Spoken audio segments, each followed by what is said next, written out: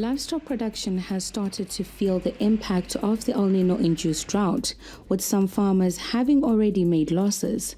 This comes at a time when cattle alone contributes 35 to 38% to the agricultural GDP. Going forward, all those wards where we had the intervention, there will be water, profuse amounts of water to give to the cattle and for human beings even. Yes, we have lost cattle and we are losing cattle. Remember, we had identified that we had 2.7 million cattle that were at risk of dying because of this El Nino-induced drought. To date, from June up to date, we've lost around 11,000 cattle. Authorities put in measures to ensure that cattle trade is done transparently and fairly. There are many among us who view drought as an opportunity to profiteer, that they will be able to offtake the cattle at very reduced prices. We then banned the sale of livestock at households and villages, and that this be done at these drought mitigation centers. Water will be crucial to maintain the country's herd alive. For that reason, borehole drilling is now part of the ministry's top priority list.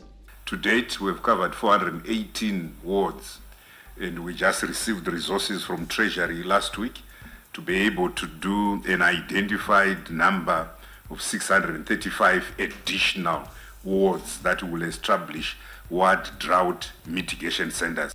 As part of their mitigation plan, government has mobilized education campaigns to equip farmers with the requisite knowledge on resilience.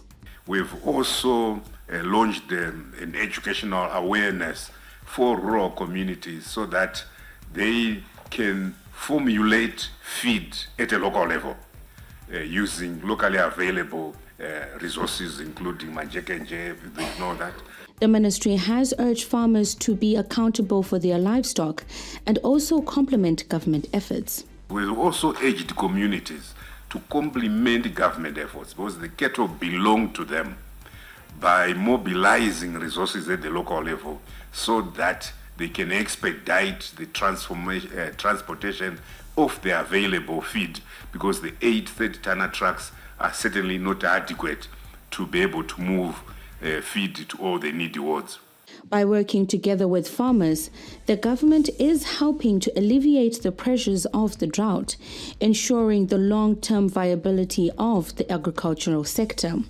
This collaborative effort not only supports farmers, but also contributes to the nation's food security and economic stability. For ZTN Prime, I'm Messi Marimbe. Konapo ipapo ba ZTN Prime, DSTV channel 294, the place to be.